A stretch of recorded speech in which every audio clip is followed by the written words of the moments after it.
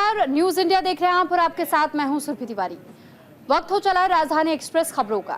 सावन का आखिरी सोमवार है आज और आज शिवालयों में भक्तों का हुजूम जुटा हुआ है। जल चढ़ाने के लिए मंदिर सुबह से ही पहुंच रहे हैं तमाम श्रद्धालु। आज सावन के समापन के अवसर पर लगातार शिवालयों के बाहर भक्तों की भारी भीड़ नजर आ रही है। साथ ही आज आखिरी सावन का सोमवार है, यानी 5वां सोमवार है। भक्तों का हुजूम शिवालयों के पास सुबह से ही लंबी कतारों में नजर आ रहा है। श्रद्धालु जल चढ़ाने के लिए मंदिर पहुंचे हुए हैं और ये तस्वीरें हम आपको शिवालयों की दिखा रहे हैं कि किस तरह जगह जगह पर भक्त सुबह सवेरे से ही शिवालयों के बाहर खड़े हैं ताकि वो भी अपनी बारी का इंतजार कर रहे हैं ताकि भगवान शिव पर वो जल अर्पित कर सकते हैं, दुग्ध अभिषेक कर सके। और ऐसे में क्योंकि आखिरी सोमवार है, इस वजह से भी ये मौका बेहद खास हो जाता है।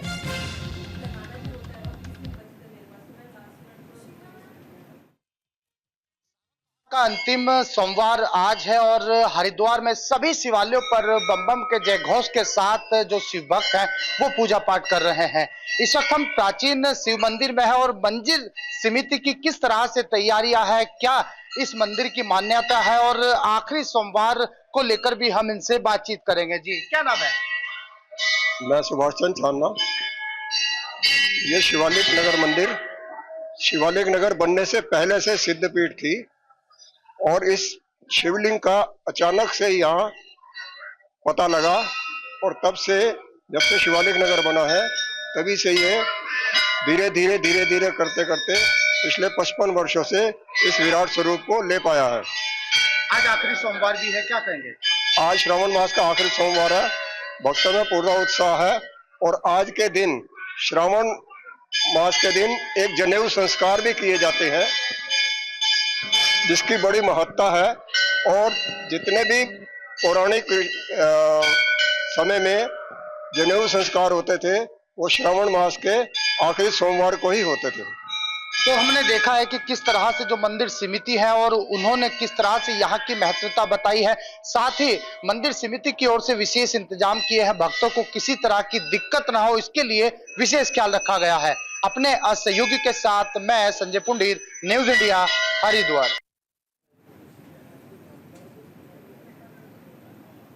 तो वहीं दिल्ली और देहरादून बस में नाबालिग से गैंग रेप का मामला सामने आया था। घटना के बाद से पीड़िता की मानसिक स्थिति बेहद खराब बताई जा रही है और इस वक्त की बड़ी खबर हम आपको बता रहे हैं कि एक्शन में इस वक्त पुलिस भी आ चुकी है। 6 आरोपियों को अब तक गिरफ्तार किया जा चुका है इस मामले को लेकर। एक और जहां कोलकाता में ट्रेनी डॉक्टर के साथ दुष्कर्म का मामला सामने आया और उसके बाद उसकी हत्या कर दी गई। इस मामले के बाद से देहरादून से दिल दहला देने वाली घटना सामने आई। दिल्ली देहरादून बस में नाबालिग से दरिंदों ने गैंग रेप किया और उसे बस से उतार करके फरार हो गए। मामले में 6 आरोपियों को अब तक गिरफ्तार किया जा चुका है। घटना के बाद से पीड़िता की मानसिक स्थिति इस वक्त बेहद खराब बताई जा रही है। तो फिलहाल ये खबर आपको बता दें, दरअसल देहरादून से जो मामला सामने आया है बेहद ही हैरान करने वाला मामला है, दिल दहला देने वाला मामला है। एक नाबालिग बच्ची के साथ दुष्कर्म के घटना को अंजाम दिया गया और ये गैंग रेप था और इस दौरान बच्ची को जिस वक्त सड़क पर छोड़ दिया गया था, बताया ये जा रहा है कि उस वक्त बच्ची की हालत खराब थी और जब अस्पताल ले जाया गया तो डॉक्टर्स ने भी कहा, उस बच्ची को लेकर जानकारी साझा की कि बच्ची की इस वक्त मानसिक स्थिति खराब हो गई है।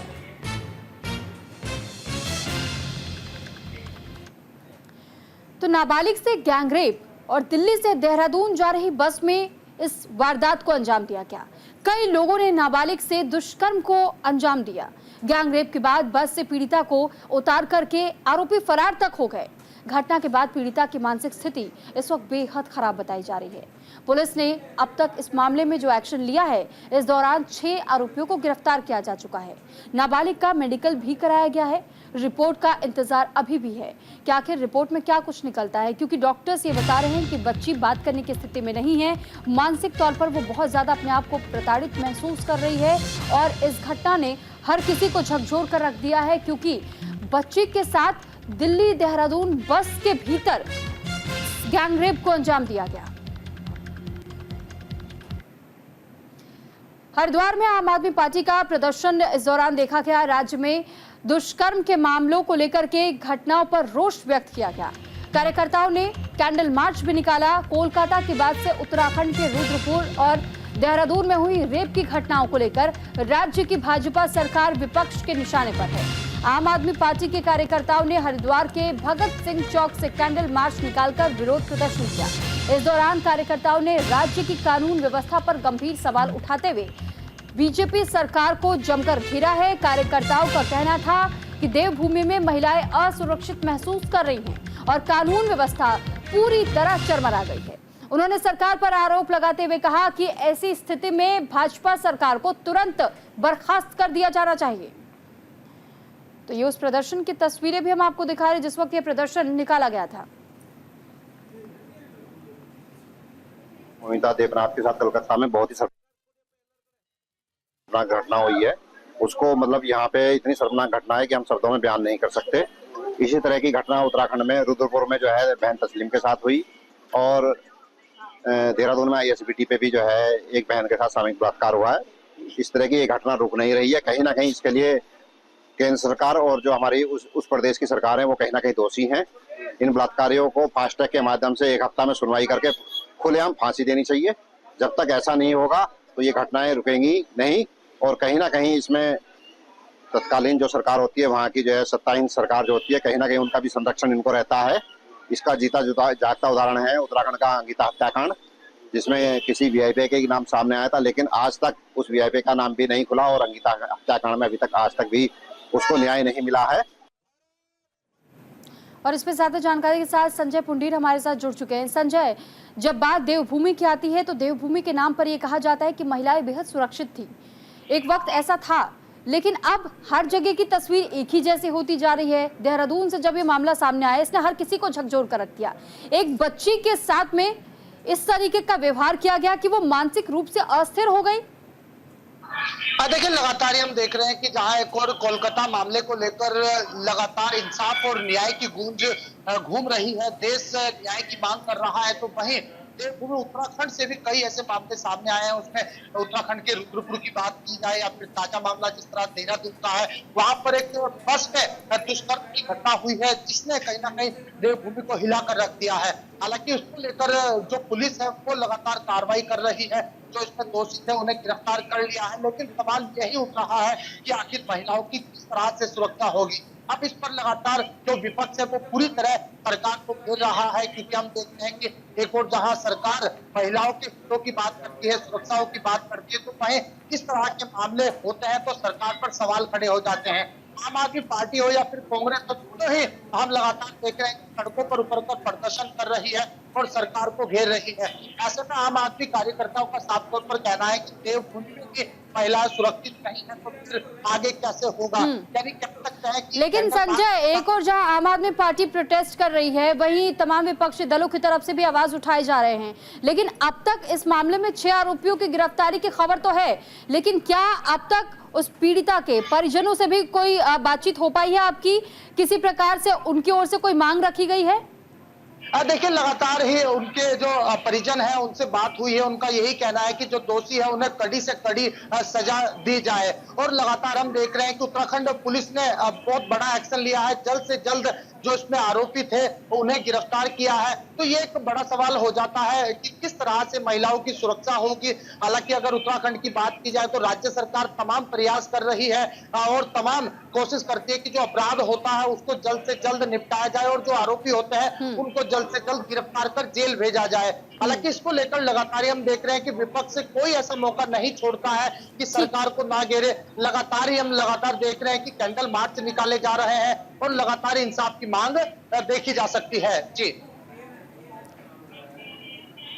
ठीक है संजय, लेकिन साथ ही हम आपसे ये भी जानना चाहेंगे कि इस बीच जिस तरीके से छात्र भी आक्रोशित है और हम छोटे छोटे बच्चों को भी प्रदर्शन की इस तस्वीर में देख पा रहे हैं कि कैसे उन्हें भी शामिल किया गया है, वो भी अपनी आवाज रखने की कोशिश कर रहे हैं, क्योंकि मामला बेहद संगीन हो जाता है। एक नाबालिग से दुष्कर्म का मामला सामने आया और वो भी ये गैंग रेप का जब मामला सामने आता है, तो ऐसे में बच्चे अपने आप को कितना महफूज महसूस कर पाएंगे जब ऐसी घटनाएं उनके सामने होंगी? देखिए लगातार ही हम देखते हैं कि जहां एक और कोलकाता मामले को लेकर देश भर में लगातार विरोध प्रदर्शन हो रहा है, आक्रोश देखने को मिल रहा है।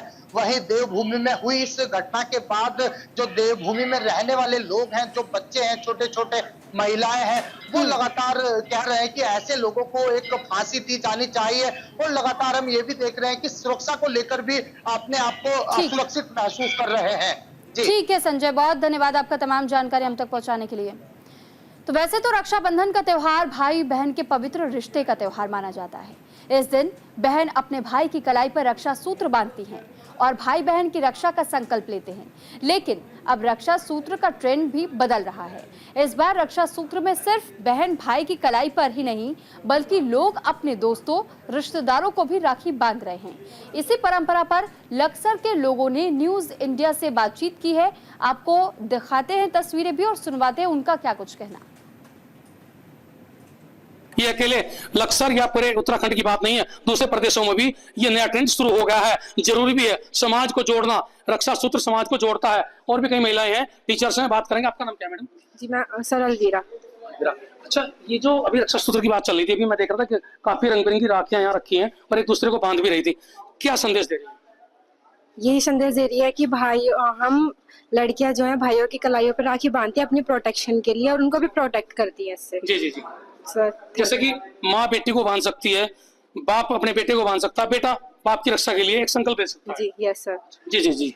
आपका नाम क्या है मैडम? सुनैना। सुनैना, सुनैना आप बताइए कैसे सोचती है आप नई परंपरा को लेकर? यानी बहन भाई की कलाई पर रक्षा सूत्र बांधती आई है, दशकों से परंपरा चली आ रही है और ये हमेशा रहेगी, क्योंकि ये सबसे पवित्र रिश्ता भाई बहन का होता है। लेकिन इसमें इस दायरे को और आगे बढ़ाने की जरूरत है। कई बुद्धिजीवी लोग इस बात पर चर्चा कर रहे थे और ये अब समय आ गया है। जैसे अभी एक टीचर्स कह रही थी कि कई जगह ऐसी स्थिति बनी कि एक बहन है, उसका भाई नहीं है, तो उसकी रक्षा कौन करेगा? यानी उसकी दूसरी बहन, उसकी पड़ोस में रहने वाले लोग, हम एक दूसरे से जुड़ सकते हैं। आप किस तरह देखती हैं? ये रिश्ता एक प्रेम का दर्शाता है, भाई बहन के रिश्ते को। और जैसे आपको पता ही है, सतयुग में राजा बलि ने लक्ष्मी माता के राखी बांधी थी। जो परंपरा पहले जन्मों से ही चली आ रही है, वो हमें आगे भी मनानी चाहिए और अटूट प्रेम को कायम रखना चाहिए। तो आप इस बार कम से कम जो आस पड़ोस में कई लोग हैं उन्हें रक्षा सूत्र बांधेगी, हाँ जी, शुरुआत कर दिया। हाँ जी। रक्षाबंधन का त्योहार वैसे तो 19 यानी कि जो उसकी तारीख है वो 19 अगस्त है, लेकिन उससे पहले शुरू हो चुका है। इस नई ट्रेंड के साथ में उसके रक्षा सूत्र आप बांधेंगे? जी हाँ जी, खुद की भी और उनकी भी। खुद की भी और उनकी भी। क्योंकि ये कल जो सुनने में आया न्यूज में, उसकी वजह से तो देख के ही लग रहा है कि अपनी रक्षा खुद ही करनी पड़ेगी अगर हमें बाहर जाना है। जो देश दुनिया से खबरें आ रही हैं, उसे देख करके जरूरी हो गया है कि हमें रक्षा करने के लिए खुद को सामने आना होगा। यस, खुद को इतना बढ़िया करना है, शक्तिशाली करना है कि मजबूत होना। नीड पर नहीं है। जसवीर सिंह, न्यूज इंडिया, हरिद्वार देहात। तो वहीं हरिद्वार में रक्षाबंधन को लेकर के उत्साह है और त्योहारों को लेकर के बाजार में रौनक भी है। लोगों ने जमकर के इस दौरान खरीदारी भी की। रक्षाबंधन को लेकर हरिद्वार के बाजारों में जबरदस्त रौनक दिखाई दी है। दरअसल बहनें अपने भाइयों की कलाई पर राखी बांधने के लिए आकर्षक राखियों की खरीदारी करने के लिए इस वक्त व्यस्त नजर आ रही हैं। बाजारों में रक्षा सूत्र, चंदन की राखी और नग नगीनों से सजी हुई राखियां विशेष रूप से आकर्षण का केंद्र बनी हैं। रक्षाबंधन के इस खास मौके पर मिठाई की दुकानों पर भी ग्राहकों की भारी भीड़ उमड़ रही है, जहां तरह तरह की मिठाइयों की खरीदारी हो रही है। और साथ ही ये तस्वीरें जो आप देख रहे हैं, दरअसल इन दिनों मार्केट में भी आलम यही है कि बीते हफ्तों भर से लगातार जो बहनें हैं अपने भाई की कलाई पर राखी बांधने के लिए, रक्षा सूत्र खरीदने के लिए जब बाजारों में पहुंची तो उस ट्रेंड को समझने की भी कोशिश की गई। कहा यह जा रहा है कि इस बार के भी ट्रेंड में बदलाव आया है। हम जो अपनी मैन्युफैक्चरिंग करते हैं और अदर कंपनियों का जो लाते हैं, कलकत्ता का, गुजरात, अहमदाबाद का और कई राज्यों से जो जहाँ जहाँ बढ़िया राखी बनती है सब आती हैं हमारे यहाँ। इस बार ये ब्रेसलेट में लेडीज राखी आई थी हमारे यहाँ, हमने खुद थानेदारनी भाभी, इस तरह से फंकी राखियाँ और विशेष ओरिजिनल चंदन के अंदर जो राखी तुम्हें कहीं नहीं मिलेगी वो हम मंगाते हैं, रियल में है ये अंबिका की। और बाकी अमेरिकन डायमंड के अंदर कुंदन की राखियाँ, विशेष बच्चों की राखियाँ बहुत प्यारी होती हैं। उसमें हर साल कुछ ना कुछ खिलौने में बनवाते ज़रूर हैं। हमारे पास बहुत उत्साह रहता है, कस्टमर बहुत होता है हमारे पास, क्योंकि जो भी नया चाहता है वो आता ज़रूर है। राखियों का त्यौहार एक छोटा त्यौहार नहीं है, बहुत बड़ा त्यौहार है, विशेष। मिठाइयों की आजकल तो त्यौहार में जी रक्षाबंधन पे घेवर की ज़्यादा डिमांड रहती है। घेवर बिकता है, खूब बिकता है, बाकी सब मिठाइयाँ बिकती हैं, लेकिन मेन जोर घेवर पे रहता है। सेवइयाँ भी होती हैं, मिठाइयाँ बंगाली भी होती हैं, मावे की भी होती हैं। मोस्टली तो घेवर चलता है आजकल, बाकी तो सभी बिकती हैं, लेकिन मोस्टली घेवर चलता है आजकल। स्वास्थ्य मंत्री धन सिंह रावत का बयान इस दौरान सामने आया। पश्चिम बंगाल में कानून व्यवस्था चरमराई हुई है। देहरादून दुष्कर्म मामले में कड़ी कार्रवाई की जाएगी। हरिद्वार में संस्कृत एकेडमी में बनाए गए ऑडिटोरियम के उद्घाटन के दौरान उत्तराखंड के स्वास्थ्य मंत्री धन सिंह रावत ने कोलकाता में ट्रेनी डॉक्टर के साथ हुई दुष्कर्म और हत्या के भयानक घटना पर पश्चिम बंगाल की सुरक्षा व्यवस्था पर सवाल उठाया। उन्होंने कहा कि वहां की सुरक्षा व्यवस्था पूरी तरह से विफल है। मंत्री रावत ने उत्तराखंड के देहरादून में हाल ही में सामने आए दुष्कर्म के मामले पर भी सख्त टिप्पणी करते हुए कहा कि कोई भी व्यक्ति कानून से ऊपर नहीं है। उन्होंने आश्वासन दिया कि दोषियों को सख्त से सख्त सजा मिलेगी और इस मामले में न्याय सुनिश्चित किया जाएगा।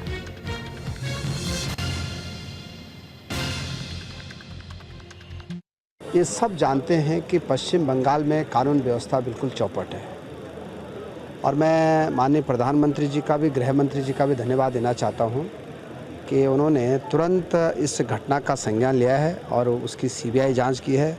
जितने डॉक्टर्स धरने पे बैठे या जिन्होंने भी आंदोलन किया है, हम भी उनके साथ संवेदना व्यक्त की हम लोगों ने, और भारत सरकार ने तुरंत जो है उस पर एक्शन किया है और अब ये भी कहा है कि किसी भी दोषी को बख्शा नहीं जाए।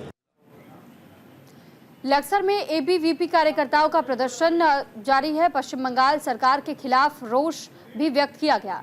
सीएम ममता बनर्जी के खिलाफ नारेबाजी हुई। कोलकाता की डॉक्टर ममता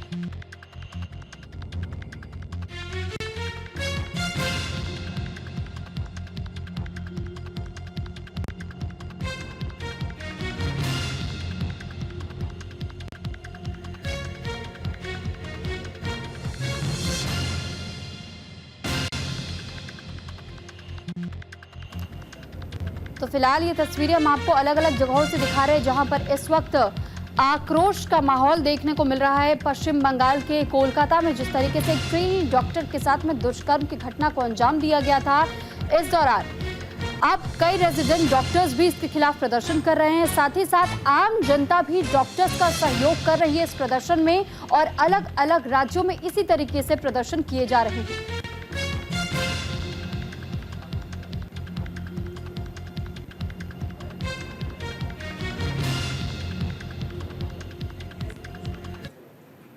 कि मोमिता के साथ जो भी कुछ हुआ है तो वो उनके साथ बहुत गंदा हुआ है और जिस तरीके से अब लड़कियां सेफ नहीं है और हम चाहते हैं कि भाई आगे भी जो है कि इस तरीके की कोई घटना ना हो, तो हम इसलिए सरकार से प्रार्थना करेंगे कि हमें इस चीज के लिए थोड़ा सहयोग दें और जो जितने भी गद्दार लोग हैं ये इनको सजाएं दें।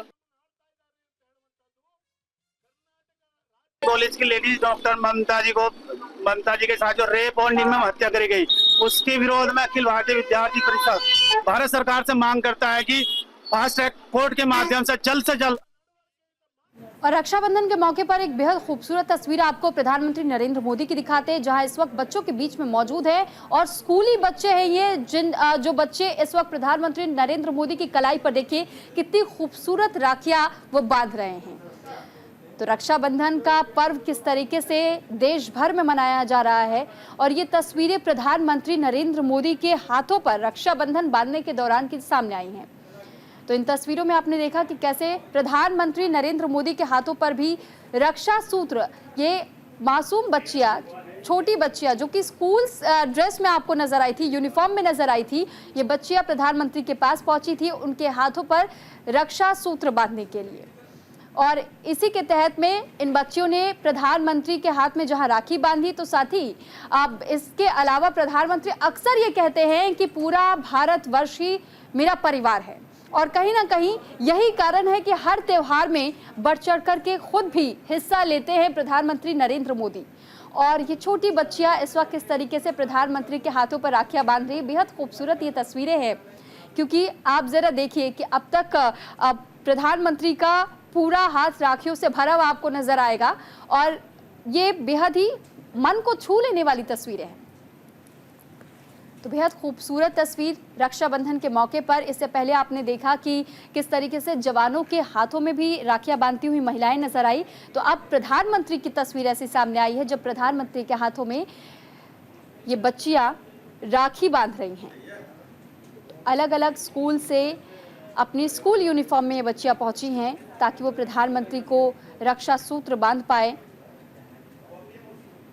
और ये तस्वीरें अपने आप में बेहद अद्भुत इस वजह से भी हो जाती है क्योंकि देश भर से जहां उन भाइयों से उम्मीद लगाए, आस लगाए बैठती हैं ये बहनें कि उनकी रक्षा करेंगे उनके भाई, ऐसे में ये बच्चियों ने अब प्रधानमंत्री के हाथों में राखी बांधी है। हर साल आपने वो तस्वीर जरूर देखी होगी जब प्रधानमंत्री की मुंह बोली बहन उन्हें राखी बांधने के लिए आती हैं, लेकिन ऐसी तस्वीरें भी इस बीच जरूर दिखाई देती हैं जब कई बार कई अलग अलग जगहों पर बच्चियों से भी राखी बंधवाते हुए प्रधानमंत्री देखे जाते हैं। लक्सर में भारतीय किसान संघ की बैठक हुई और बैठक में जिला कार्यकारिणी का गठन किया गया। हमारा लक्ष्य किसानों को हक दिलाना है। लक्सर में भारतीय किसान संघ का जिला अधिवेशन का आयोजन किया गया। अधिवेशन में सर्वसम्मति से जिला कार्यकारिणी करने का गठन भी किया गया। इस बार फिर वरिष्ठ नेता राज सिंह वर्मा को ही जिला अध्यक्ष और आजाद सिंह को जिला मंत्री चुन लिया गया। इस मौके पर चुनाव अधिकारी वर्ग प्रदेश स्तर के पदाधिकारियों ने कहा कि भारतीय किसान संघ देश का सबसे बड़ा किसान संगठन है जो राष्ट्र और किसान हित में कार्य करता है।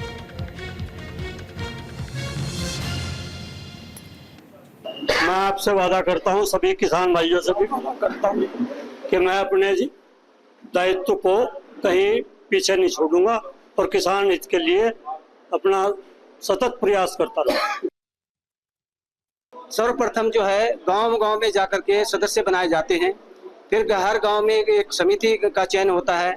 समिति के बाद खंड का चुनाव होता है, ब्लॉक खंड का चुनाव होता है। ब्लॉक खंड का जो है उसके बाद जो है जिला कार्यकारिणी का गठन होता है। इसी प्रकार से हमारा प्रांत का कार्यक्रम होता है, प्रांत अध्यक्ष बनता है। इसी क्रम में जो है प्रांत के सब जगह से जो प्रांत अध्यक्ष चुन के आते हैं, प्रांत कार्यकारिणी बन कर आती है, तो फिर हमारा राष्ट्रीय अध्यक्ष का चुनाव होता है। सर्वप्रथम और इसी के साथ फिलहाल इस बुलेटिन में इतना ही। आप बने रहिए न्यूज़ इंडिया के साथ।